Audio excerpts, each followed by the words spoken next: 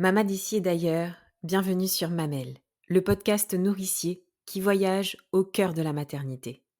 Célébrer l'enfantement, honorer toutes les histoires de mères à la fois singulières et universelles, explorer les mystères qui entourent la naissance des origines à aujourd'hui, se reconnecter avec la nature pour renouer avec sa vraie nature. Voilà l'essence de Mamelle. Je m'appelle Marion et j'ai créé cet espace pour te faire connaître cette vision à la fois avant-gardiste tout autant qu'ancestrale de la maternité. Ici, tu voyageras à travers les témoignages de mamans venues des quatre coins du monde qui te transmettront leur histoire de femmes et de mères, mais aussi leurs us et coutumes afférentes à la maternité. Mamelle se veut être un podcast qui renoue avec notre instinct primaire, primitif, animal, la femme sauvage qui sommeille en toi et qui reprend ses droits et sa place dans la nature et en connexion totale avec elle. Se nourrir, se ressourcer, accueillir ce qui y est pour révéler toute cette puissance intérieure que tu as en toi. Mamelle, c'est aussi une boutique artisanale où vous pouvez retrouver mes propres créations, des bougies de grossesse, des cartes d'affirmation positive, des coffrets de grossesse, mais aussi un coffret sur le deuil périnatal, sur la naissance, sur le postpartum. Vous pouvez les découvrir en allant sur mon site internet mamelle.fr. Mais ma mission première est de te proposer des épisodes authentiques dont le but est de nourrir, fortifier ta maternité par la curiosité. Ouvrir son regard sur la maternité, sa maternité, c'est se donner la liberté de penser sa maternité autrement, différemment, et d'être alors en capacité pleine et entière de créer sa propre maternité. Aujourd'hui, c'est Aurélie que je reçois dans mon espace.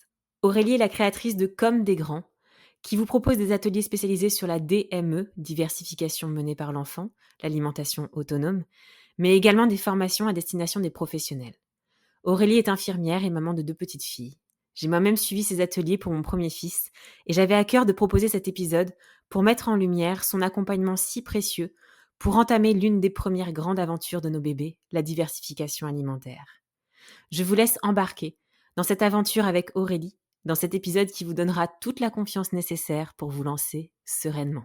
Bonjour Aurélie, je suis vraiment ravie de t'avoir aujourd'hui à mon micro pour cet épisode hors série dédié à la DME, donc diversification menée par l'enfant.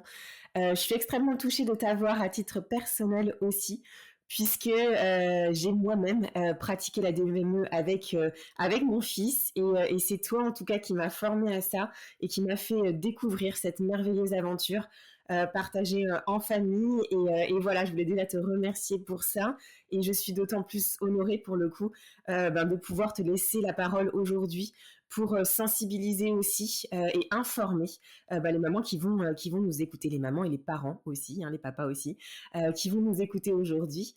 Mais peut-être sans plus tarder, je vais te laisser te présenter brièvement. Toi, qu'est-ce que tu fais? Qu'est-ce que tu fais en tout cas professionnellement ou qu'est-ce que tu as pu faire avant de créer ton programme comme des grands et présenter aussi brièvement ta petite famille.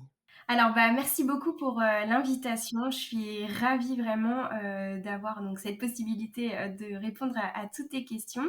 Et je suis également super contente parce que c'est toujours un plaisir pour moi d'avoir des nouvelles des parents que j'ai pu accompagner lors de la diversification alimentaire de leur bébé. Et surtout de voir le recul qu'ils ont aujourd'hui par rapport à cette aventure-là et avec des enfants plus grands, voir les bénéfices. Donc, c'est toujours très chouette pour moi d'avoir ces retours de parents, voilà. Et là encore plus, du coup, parce qu'on va pouvoir en discuter en plus en profondeur. Donc, pour me présenter, pour ceux qui ne me connaissent pas, je m'appelle Aurélie, je suis infirmière et formatrice DME. Et j'ai également une casquette de jeune maman, puisque j'ai 2 petites filles qui ont 7 et 5 ans. Super. Alors, effectivement, moi, j'ai été complètement touchée. Je suis absolument fan même de tes livres que tu as sortis. On en parlera, pardon, peut-être en fin d'épisode. Mais c'est vrai que comme tu viens de le dire, donc tu es maman de deux filles. Et souvent, j'aime bien en tout cas poser la question aux mamans que j'interviewe sur comment s'est déroulée, comment s'est passée leur maternité. En tout cas, brièvement pour ta part, puisque l'essentiel de cet épisode sera dédié à la DME. Mais il me semble bien, hein, au vu de notre call préparatoire, qu'en tout cas, il y a des origines aussi, en tout cas, à transmettre dans ton histoire de maternité. Donc peut-être voilà, je te laisse nous raconter un petit peu comment se sont déroulées tes grossesses, ton accouchement, peut-être l'après, en tout cas ce qui t'a marqué, que ça soit pour la première et la deuxième de tes filles. Alors moi, j'ai toujours rêvé d'être maman. C'était vraiment quelque chose qui me tenait très très à cœur et dès toute jeune en fait. J'ai été élevée dans une famille où il y avait toujours beaucoup d'enfants à la maison, une maman qui était assistante maternelle, donc beaucoup de bébés. Très jeune, j'ai gardé des enfants, donc c'était vraiment ancré en moi d'avoir un jour mes enfants à moi. Donc, je tombe enceinte, donc grand bonheur. La grossesse, alors moi, je suis quelqu'un d'assez positive. J'ai plutôt la poisse de façon générale et du coup, j'arrive à prendre le positif partout où il est. Et du coup, souvent, il m'arrive beaucoup de choses, mais voilà, je suis toujours dans le positif. Et du coup, moi, dans mon recul, je dis toujours que j'ai adoré être enceinte. C'est un état que j'aime, sentir mon bébé, cette fusion avec l'enfant. Voilà, c'est quelque chose que j'adore. Mais j'ai une grossesse qui peut être vue par d'autres comme chaotique. C'est-à-dire que j'ai fait pyélonéphrite avec hospitalisation. J'ai eu une suspicion de trisomie pour ma fille. Donc voilà, tu vois, quelque chose qui vient quand même chercher au niveau émotionnel, c'était compliqué. Et puis bon, la grossesse se passe, arrive la naissance. Donc moi, j'ai des petites filles qui naissent toujours, elles attendent la fin, elles, pour arriver. Donc mon aînée, l'accouchement commence à, voilà, ça commence à travailler. Je me dis, enfin avec mon mari, on se dit, allez, dans 12 heures max, le bébé est là. On savait pas, en plus c'était un petit garçon, une petite fille. Donc tu vois, vraiment trop trop pressée. Sauf qu'en fait, ma fille a décidé de regarder les étoiles, donc mauvais positionnement, 22 heures d'accouchement, je suis épuisée. Et puis à la naissance, donc ma fille a eu les forceps, elle était complètement défigurée par la poussée qui avait été très longue, très bouffie. Elle avait eu un forceps qui avait appuyé sur un de ses yeux, donc l'œil appuyé. Enfin, et je me souviens du coup de l'auxiliaire qui me dit oh, elle est magnifique. Mais dans ma tête, je me disais, alors moi j'étais shootée en plus par la péridurale, je me dis magnifique, magnifique. Voilà, là, je vais l'aimer cet enfant, c'est sûr, mais bon, quand même, enfin, elle a pris cher, quoi. Cette petite, elle démarre pas très bien. Et puis passent les heures, et puis il lui donne du Doliprane parce qu'évidemment, avec les forceps, bah, voilà, on prend en charge la douleur de l'enfant. Et puis le Doliprane passe par le nez. Bon, je me dis, c'est bizarre. Enfin, bon, je suis encore shootée par l'anesthésie, donc je me dis non, de toute façon comme toutes les mamans, hein, je suis infirmière, mais là je suis plus du tout infirmière, je comprends rien de ce qui se passe. Et puis voilà. Et puis en fait, dans la nuit, il y a une auxiliaire qui vient, et elle redonne du Doliprane, elle dit c'est quand même bizarre, ça repasse par le nez, c'est pas normal. Et là, elle ouvre la bouche, elle me dit mais en fait, votre fille, elle a une fente. Alors moi, je comprenais toujours rien de ce qu'on me racontait. Et elle fait venir une sage-femme, et là, je comprends qu'il y a un problème. J'étais toute seule, mon mari était pas là. Et puis elle me dit, bah oui, en fait, votre fille, elle a une fente, va falloir voir le pédiatre demain matin dès la première heure parce qu'il y a un souci, elle a une malformation. Je comprenais toujours rien. On me laisse comme ça toute la nuit. Donc avec mon mari qui n'entendait pas son téléphone, qui a su qu'au petit matin qu'il y avait un problème. Le pédiatre qui déboule le matin et qui me dit, bah en fait, votre fille, elle a une fente palatine.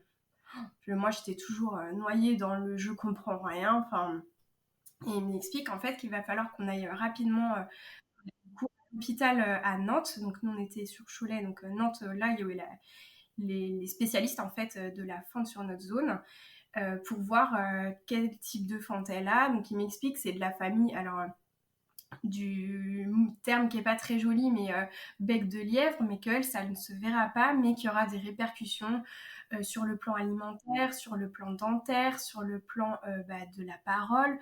Enfin bref, moi j'étais complètement noyée par toutes ces informations, je ne comprenais rien. Et du coup, j'annonce ça à mon mari, parce qu'évidemment le pédiatre était passé avant, j'annonce ça à la famille. On est tous déboussolés. Qu'est-ce qu'on fait quand on nous annonce quelque chose?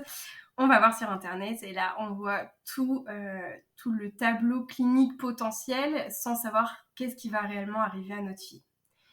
Donc on arrive après, au bout de 2 jours de vie, moi je me sens pas très bien, je commence un peu à plonger évidemment, pas très bien puisqu'en fait, quelques heures avant ils ont fait le test de dépistage d'audition, on nous dit qu'elle est peut-être sourde en plus. Bon, on est heureux d'avoir notre fille, mais clairement on sait pas du tout quelle notre vie de jeunes parents. En plus, c'est notre aîné, donc on découvre tout, hein, premier enfant, la parentalité. Et là, on nous annonce tout ça.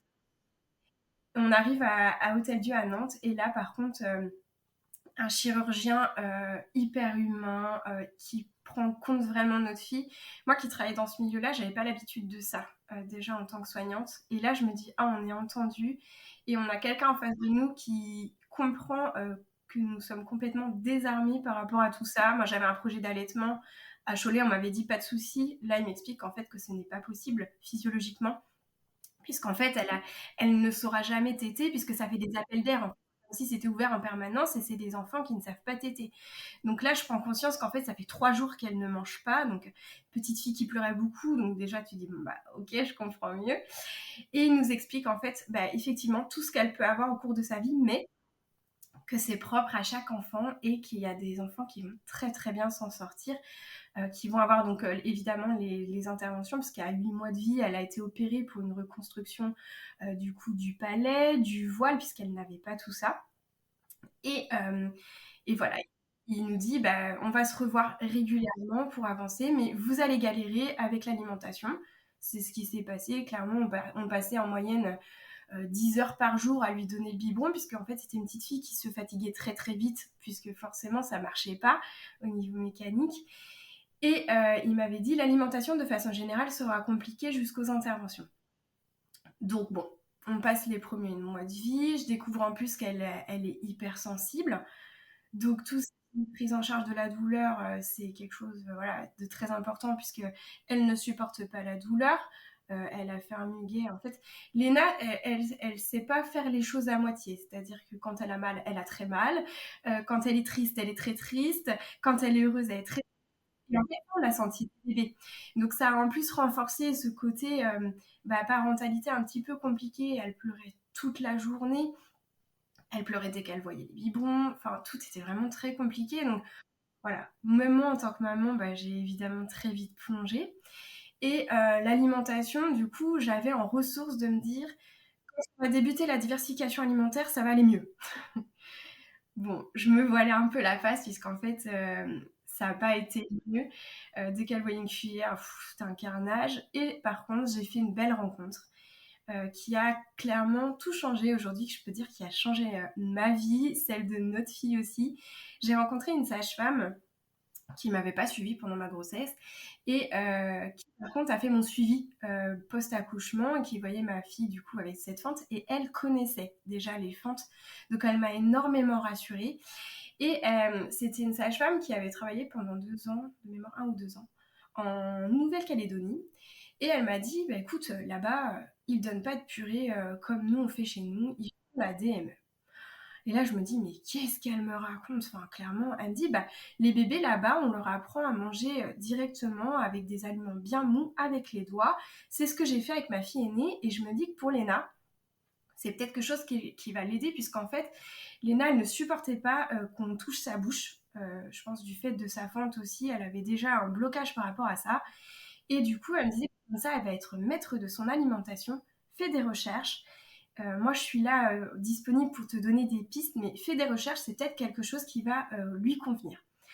Donc, à 6 mois, on se lance. Alors, j'ai appris plus tard que la fente, c'était pas forcément indiqué avant les interventions, puisqu'en fait, le voile, il permet la mécanique d'envoyer les aliments aussi vers toute la sphère digestive. Donc, bon, nous, de toute façon, ça marchait pas au départ, mais voilà, comme disaient nos amis, bah, Léna, elle a fait la DME, donc au départ, c'était un bout de concombre dans les cheveux, un bout de tomate dans les oreilles et rien dans la bouche, quoi. C'était un peu ça. Mais on voyait qu'elle avait quand même un rapport à l'alimentation qui devenait plus plaisir, tu vois. Ouais. Elle prenait du plaisir à toucher, à sentir. Alors, elle portait un peu en bouche des petites miettes de ce qu'elle touchait. C'était pas folichon.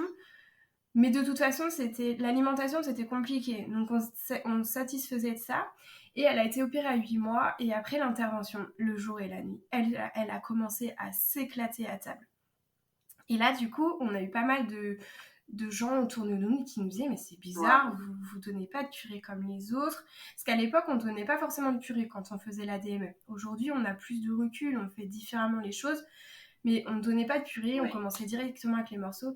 Et là, en fait, elle a commencé à ouvrir les yeux sur l'alimentation de l'enfant différente. Au départ, les gens autour de nous disaient non mais vous allez la tuer, c'est pas possible, elle va s'étouffer, elle va mourir. Et en fait, moi, entre-temps, j'avais eu le temps d'approfondir mes connaissances parce qu'en fait, j'ai du caractère. C'est-à-dire que si on me dit de pas faire quelque chose, je vais faire des recherches pour essayer de leur prouver que si c'est possible, puisqu'en fait, c'est réalisable dans d'autres pays. Et en fait, j'ai découvert tout ce qui se passait au Canada, en Grande-Bretagne, et qu'en fait, là-bas, c'était des possibilités qui étaient déjà offertes aux bébés depuis hyper longtemps. Donc, je me suis prise de passion pour ça. Nos copains qui nous disaient, bah, Léna, un bout dans les oreilles, un bout dans les cheveux, finalement, ils l'ont vu faire. Et ils ont commencé avec leur petit loup qui est né 9 mois après Léna. Et lui, vraiment un bébé témoin, c'est-à-dire qu'il adorait ça, il était à fond, tout était génial, les parents, ils étaient hyper enchantés. Et en fait, moi, j'étais vraiment dans le partage, j'adorais ça. Et un jour, on part en vacances, donc Léna, elle avait 1 an, on se cale sur une aire d'autoroute, et puis là, il y a un couple d'anciens avec leur petit-fils et leur belle-fille qui viennent s'installer à côté de nous, parce qu'il n'y avait qu'une table, un autre bébé. Et ils voient Léna manger, et puis du coup, la mamie a dit, bah regarde, Marius, lui qui n'arrive pas à manger, peut-être que ça lui plairait de faire comme ça. Et du coup, elle m'a posé plein de questions, cette mamie, mais vraiment de façon hyper positive, hyper intéressée.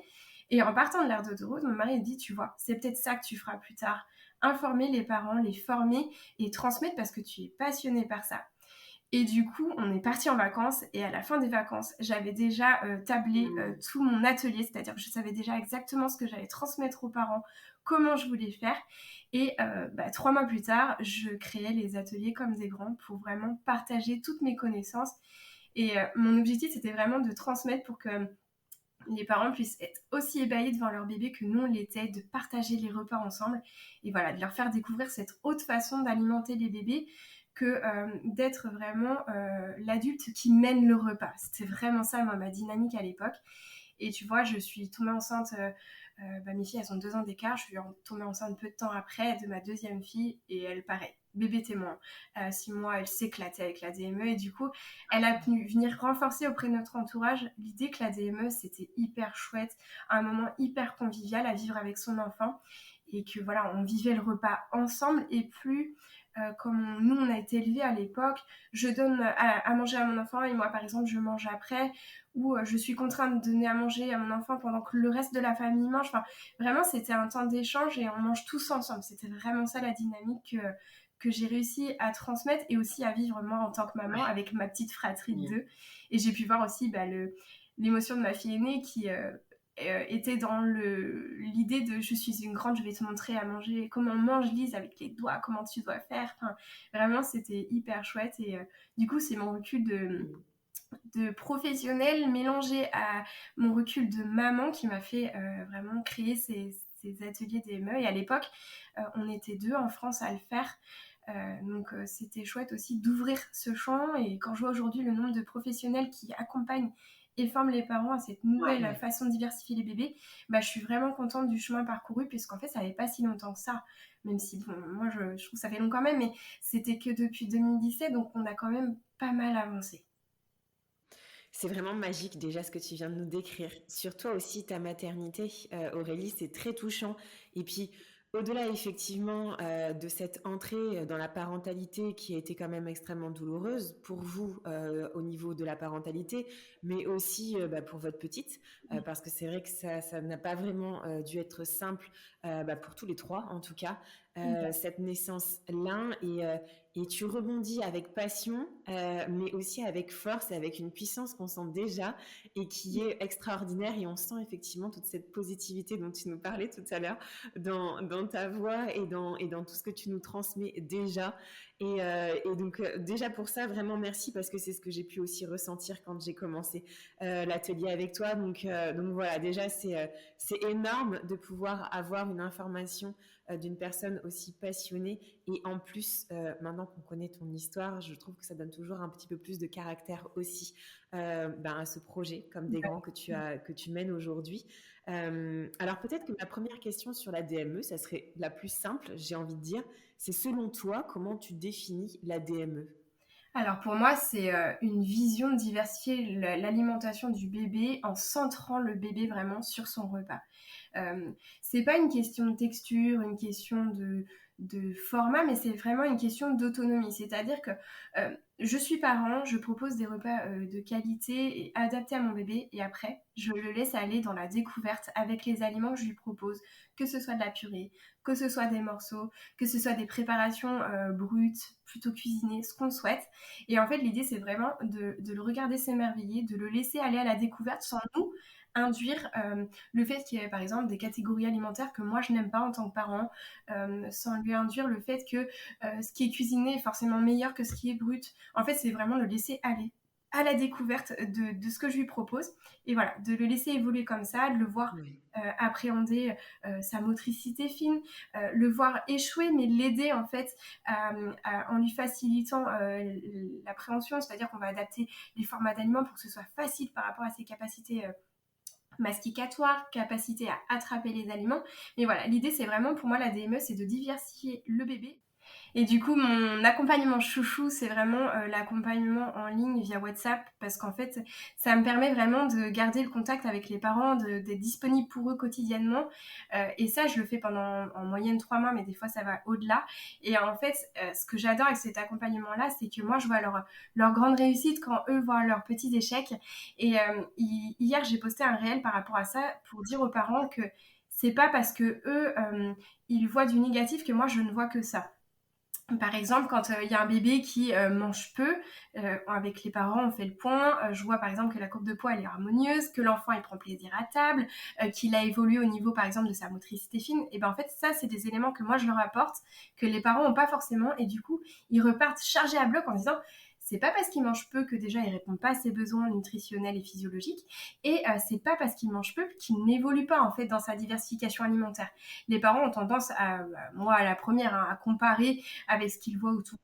Et du coup, le fait d'avoir un regard extérieur, bah, ça les renforce dans l'idée que, bah, en fait, ce que mon bébé, c'est pas si mal, il se débrouille plutôt bien. Là, en ce moment, j'accompagne un bébé qui a une sensibilité orale qui est plutôt prononcée. Donc les parents, cette semaine, me disaient bah, on a l'impression de ne pas trop avancer. Je dis mais regardez votre loulou là, il a du mal au niveau sensoriel, c'est-à-dire que quand il met un aliment en bouche, effectivement, il le recrache. Mais vous avez vu, avec sa sensibilité, il est quand même capable d'aller prendre l'aliment, le mettre en bouche. Il a cet inconfort, mais il y retourne. On voit, il a envie, il évolue. Il faut plusieurs contacts et au bout d'une semaine, déjà, il a énormément évolué. Et les parents me disent, c'est vrai, on ne nous le dit pas ça, mais c'est vrai qu'en fait, notre bébé, il avance, il progresse à son rythme, c'est vrai, mais il progresse. Et ça, c'est vraiment ce que j'adore le plus. Et il y a toujours dans cet accompagnement-là un moment donné où, hop, je vois plus les parents, j'ai plus les messages et je me dis que ça y est, ils ont eu tout ce qu'ils avaient besoin pour pouvoir aller faire leur petit tour, gérer eux-mêmes cette phase de diversification alimentaire qui soit bien avancée, soit voilà, ça y est, ils ont pris le plaisir, ils sont sereins par rapport à tout ça, ils n'ont plus besoin de moi. Et en général, ces parents-là, je les revois quelques mois après en me disant, bah, en fait, on a oublié de vous redire, mais ça y est, nous, c'est bon, le bébé est diversifié, enfin, ça se passe super bien maintenant. Et ça, c'est vraiment ce que j'adore dans cet accompagnement, c'est de vraiment avoir un suivi qui est plutôt long, voir comment les enfants évoluent, les voir grandir aussi. Et ça, c'est trop, trop chouette. C'est magnifique, effectivement. En tout cas, merci pour ces retours aussi, Aurélie, qui donnent aussi beaucoup d'espoir, je pense, aux parents qui vont nous écouter et qui connaissent une telle situation aussi avec leur enfant. Peut-être que la question, moi, que j'ai le plus entendue, en tout cas quand je pratiquais, alors peut-être que c'est pas celle qui revient le plus souvent de ton côté, à toi de me dire, mais c'est celle sur le risque d'étouffement. Qu'est-ce que, notamment, toi, tu réponds à cela et comment tu informes les parents par rapport à ce risque-là? Ça reste la crainte numéro un des parents, je trouve, par rapport au fait de donner des morceaux. Pourquoi? Parce qu'en fait, c'est ancré dans nos générations de donner des purées pour pas que l'enfant s'étouffe.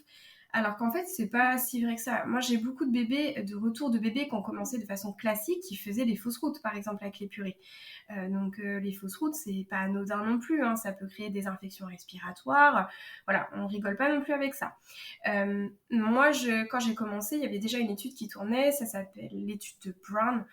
Je sais plus de quelle année elle date, hein. Ça commençait à faire, mais cette étude, elle mettait en évidence qu'en fait, le risque d'étouffement était similaire. Déjà, Le risque zéro n'existe pas, et ce, quel que soit l'âge, que ce soit un bébé, un adulte, un bambin, le risque zéro Oui. n'existe pas. On peut tous s'étouffer et avec n'importe quel aliment. Mais en utilisant les principes de sécurité, on réduit fortement les risques. Et le risque, finalement, est le même qu'on pratique la DME, qu'on pratique une diversification plutôt traditionnelle avec une intégration des aliments plutôt lisse au départ, et on va vers les morceaux. Le risque est vraiment le même. Moi, j'observe quand même que les bébés en DME apprennent plus vite à mastiquer. Et du coup, c'est un côté rassurant pour les parents de se dire, en fait, dès les premiers repas, on lui a proposé des aliments à mâcher, euh, à savoir que la mastication, de toute façon, elle est pleinement mature qu'entre 4 et 6 ans. Donc, clairement, ils mâcheront tous, ils mastiqueront tous. Mais c'est vrai que c'est un côté rassurant de se dire que dès 6 mois, ils sont capables de le faire. Ils ont le gag réflexe, donc le réflexe nauséeux. Pour nous adultes, pour ceux qui connaissent pas, c'est un peu comme quand on va se brosser les dents, qu'on va un peu trop loin, là on a un haut cœur qui se déclenche. Le bébé, il a toujours ce réflexe-là, mais il est beaucoup plus Mm. avancé dans la bouche, et ce qui va protéger finalement ses voies respiratoires. Puisqu'au départ, il faut pas se leurrer, quand on leur tend des morceaux, ils disent allez, ça va rentrer, ça va passer. Et en fait, le cerveau il dit mon coco, ça passera jamais. Donc, je vais déclencher le gag réflexe, ça va ramener les aliments vers l'avant de la bouche pour que tu comprennes qu'il faut que tu mâches, que tu les travailles dans ta bouche avant de les avaler. Et ce gag réflexe, alors il est très impressionnant chez certains bébés. Il y a même des bébés qui vont aller jusqu'à vomir. Euh, pour l'enfant, ça fait ni chaud ni froid. Moi, je me souviens même de Lise, ma petite deuxième, qui, pendant qu'elle avait des gags réflexes, continuer à attraper les aliments pour pas perdre de temps, parce que bon, une fois que c'est passé, on enchaîne. Voilà, c'est vraiment un réflexe qui est Ouais. sécuritaire, qui ne gêne pas les enfants. Ça peut créer chez certains enfants de petites larmes parce que ça demande quand même un petit effort, mais en termes de sécurité, il n'y a rien de mieux, et ça va venir protéger les voies respiratoires, c'est-à-dire que l'aliment il est rejeté bien avant d'aller au niveau du carrefour en fait entre voie digestive et respiratoire. Donc c'est rassurant de le savoir. Pour les parents qui sont inquiets, moi je leur recommande vraiment d'aller voir sur YouTube des vidéos de gag réflexe. J'en ai aussi mis dans ma formation pour vraiment les sensibiliser à ça. Se dire un gag Oui. réflexe, ce n'est pas un étouffement, le bébé respire. Donc je n'interviens pas, j'observe bien sûr, je suis présent, mais je n'interviens pas, je ne vais pas déplacer l'enfant, je ne vais pas lui taper dans le dos, puisqu'en fait c'est en faisant ces actions-là que là l'aliment risque de se déplacer et d'aller se bloquer dans les voies respiratoires et du coup occasionner un étouffement partiel ou total. Donc voilà. Mais non, il n'y a pas plus de risques en réalité. C'est super intéressant et rassurant, surtout, en tout cas pour les parents qui se posent la question, ou en tout cas pour lesquels ça peut être un frein aussi pour se lancer. Et effectivement, tu l'expliques aussi très bien dans la formation quand on la suit, et ça aussi c'est très rassurant pour nous parents. Alors peut-être, est-ce que toi, tu as une vision qui est au-delà, en tout cas, de la DME comme simple partage de repas? En quoi, pour toi, la DME apporte davantage que ça, partager un repas? Alors moi, j'ai le recul maintenant, parce que mes filles, elles sont grandes, tu vois. Je t'ai dit, elles ont 7 et 5 ans, donc j'ai pu voir Oui, l'impact aussi sur leur vie de bambin, donc c'est différent. Moi, du coup, ce que j'appréciais, donc c'était le partage des repas, clairement. Le fait que ce soit facile aussi pour les repas en extérieur, parce que tu vois, quand t'es apuré, si t'as pas ce qu'il faut pour chauffer, tu peux vite être contraint et limiter, par exemple, les pique-niques, enfin, les repas dans des endroits que tu ne maîtrises pas, que tu ne connais pas. Donc ça, moi, je trouvais que c'était vraiment un gros point positif de pouvoir aller au restaurant, emmener le petit tupperware avec deux, trois bricoles à grignoter. Ça fonctionne très bien. Après, il y a aussi tout ce qui est motricité fine. C'est quand même des bébés qui, dès le départ, vont être en contact avec le fait de toucher. Donc, ils vont appréhender plus vite le fait oui, d'attraper des petits aliments. Contrairement à ce qu'on entend, c'est des bébés qui vont être plus vite en contact aussi avec les couverts. Moi, je sais que Lise, à 6 mois, elle avait déjà compris qu'une petite cuillère, ça pouvait se porter à la bouche, par exemple. Donc, on pouvait lui proposer des purées, des compotes. oui, C'est aussi des enfants, quand ils vont rentrer à l'école, qui vont être plus habiles pour tenir les stylos, les ciseaux, puisqu'en fait, ils auront déjà bien exploré. Alors, je dis pas là que les bébés qui sont en classique ne vont pas le faire, hein. Pas du tout, mais de façon majoritaire, on voit qu'ils sont quand même plus habiles, plus à l'aise pour ça. Après, c'est au niveau de tout ce qui est sensation de faim.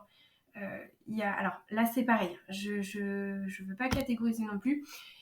Les bébés qui sont alimentés de façon autonome vont être vraiment dans la gestion de la faim.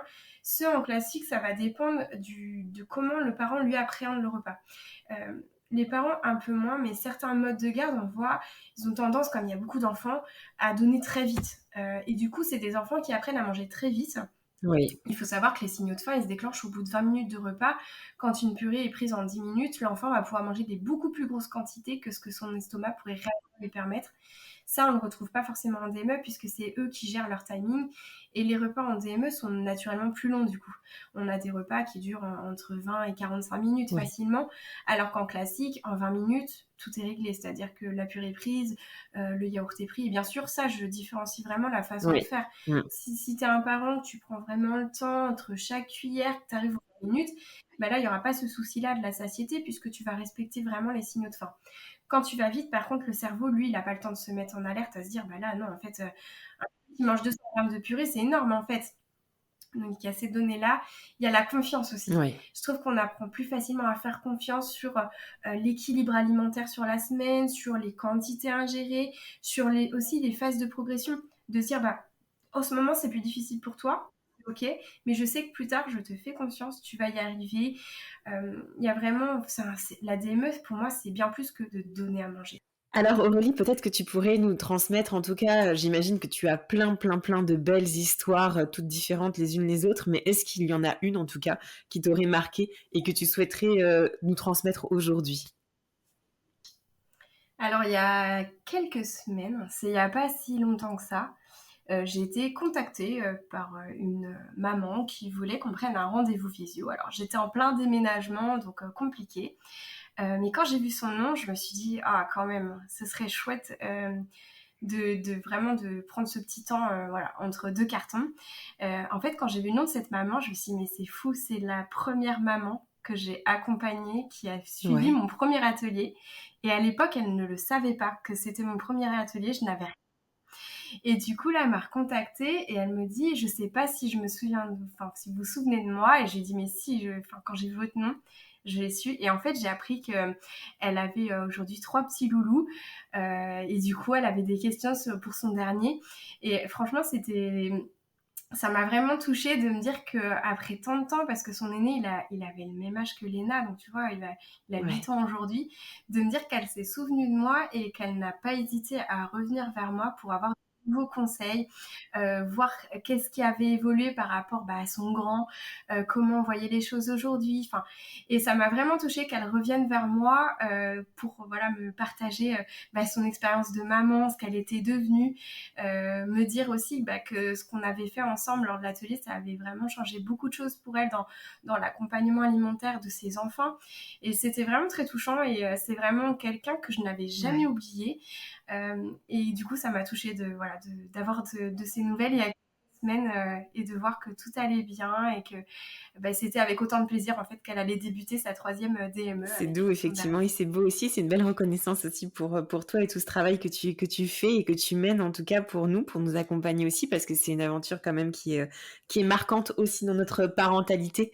Alors peut-être que, je ne sais pas si tu as dit tout ce que tu souhaiterais dire, mais j'imagine que tu pourrais en parler pendant des heures. Mais quel est le message, en tout cas, que tu souhaiterais faire passer pour terminer cet épisode aux mamans et aux parents qui nous écoutent?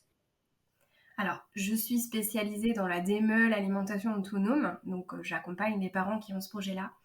Mais je tiens à dire quand même qu'il n'existe pas de meilleure diversification alimentaire que celle qui est vécue avec plaisir par l'enfant, par son entourage. Il ne faut pas se bloquer sur une façon de faire. C'est-à-dire que c'est pas parce que on peut donner, notamment sur les réseaux, une très belle image, par exemple de la DME, une très belle image de la diversification classique, une très belle image de ce qu'on appelle du mixte, que en fait ça va nous convenir. L'important c'est vraiment le plaisir qu'on va prendre à faire ça. Moi j'ai déjà dit à des parents d'arrêter la DME que j'accompagnais, de leur dire on stoppe tout, on va faire différemment puisque ça ne vous convient pas. Vous êtes trop stressé pendant les repas et c'est pas du tout ça qu'on cherche. On cherche vraiment est-ce qu'il y ait du plaisir avec votre enfant. Donc on va faire différemment. On va passer par exemple par une phase de purée en cuillère pré-remplie. Alors ça reste de l'alimentation autonome. Si ça vous convient, allez, on va là-dedans. Si ça vous convient pas, on va passer sur du classique. Ou au contraire, des bébés qui sont en classique et on va dire je vais vous amener vers autre chose puisqu'en fait ça ne convient pas à votre enfant, on va aller plutôt sur l'alimentation autonome, on va le voir s'éclater votre bébé avec cette façon de faire. Donc vraiment il n'y a pas de bonne méthode hormis voilà celle qu'on choisit ou que l'enfant choisit et qu'on vit avec plaisir. C'est vraiment ça qu'il faut retenir. Il faut arrêter de se mettre la pression par rapport à la diversification alimentaire. Moi, je n'aime pas ce terme en fait de diversification. Je trouve que ça donne une trop grosse pression aux parents de se dire il faut qu'il soit diversifié, on a 6 mois pour le faire. Moi, je pars plutôt du principe que c'est une étape où on va faire découvrir. Donc, la découverte alimentaire, pour moi, c'est plus cohérent d'appeler cette étape comme ça. C'est moins de pression et ça laisse plus place au fait qu'il y a des périodes où ça va fonctionner, d'autres moins, puisqu'il va y avoir les dents, bébé malade, on sait, entre 6 et 12 mois, c'est souvent un carnage à ce niveau-là. Et se mettre moins de pression tout en gardant en tête que le lait, c'est très important.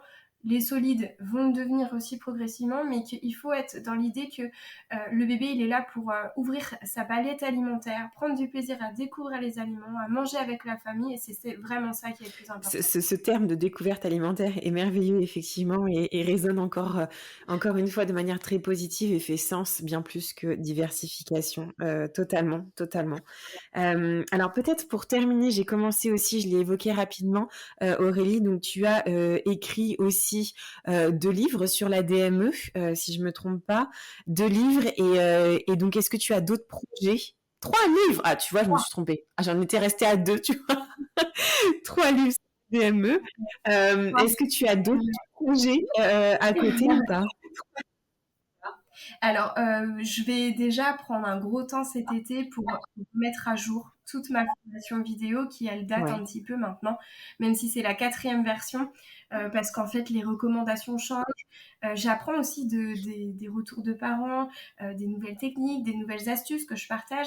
Et le public, en fait, que j'accompagne, il évolue aussi, c'est-à-dire que j'ai toujours des bébés qui sont en DME. J'ai beaucoup de bébés qui étaient sur du classique et qui vont sur une alimentation plutôt autonome. J'ai de plus en plus de bébés qui ont des difficultés à passer au morceau. Et j'ai également de plus en plus de bébés qui sont en phase qu'on appelle une néophobie alimentaire. C'est l'âge des 18 mois en général où ils deviennent très sélectifs alors que c'était des petits anges à table, ils adoraient tout. Et ça, c'est vraiment une demande des parents de pouvoir avoir des informations pour faire face à cette période qui peut Ouais. vite être compliquée. Donc en fait, l'idée vraiment de cet été et des mois à venir, c'est de tout remettre à plat pour vraiment venir compléter tous mes supports et aussi de créer de nouvelles recettes puisqu'en fait, avec mon déménagement, la construction de ma maison, je n'avais pas de quoi cuisiner et de créer de nouvelles recettes. Donc ça, c'est vraiment mon projet de cet été. Super.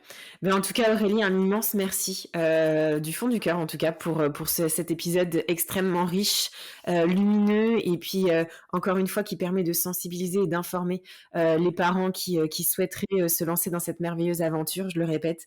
Et vraiment, tu es extrêmement solaire aussi et passionnée, et ça fait vraiment du bien, ça nous met encore plus en confiance, si je puis dire, pour être à même de mener à bien cette aventure avec notre enfant, dans le plaisir. On l'a bien entendu et c'est essentiel. Donc merci beaucoup Aurélie en tout cas pour tout ça, et je n'hésiterai pas à relayer en tout cas à la fois ton compte et à la fois aussi tout ce que tu partages aussi sur ton compte Instagram au moment de la diffusion de cet épisode. Donc voilà, merci Aurélie, et puis surtout bon courage pour le coup pour tout ce que tu as à faire cet été. Mama, merci pour ta fidélité et ton écoute si précieuse pour moi et toutes les mamas auditrices. Si tu as aimé cet épisode, n'hésite pas à t'abonner, commenter, liker mon podcast, mais aussi à t'abonner à mon compte Instagram Mamelle le podcast pour y retrouver les moments phares des épisodes et bien plus. Mamelle, c'est aussi un site internet, mamelle.fr, où tu retrouveras des informations précises sur les différentes façons d'incarner sa maternité, mais aussi une boutique en ligne où tu pourras t'offrir ou offrir un coffret envoûtant, original, avec des trésors venus d'ici et d'ailleurs. Alors n'hésite pas à parler de Mamelle autour de toi. Cet épisode est terminé. Je te dis à très vite pour un nouvel épisode, mais en attendant de se retrouver, maman, n'oublie pas, ta maternité t'appartient. Elle est un univers aussi merveilleux que le monde à explorer.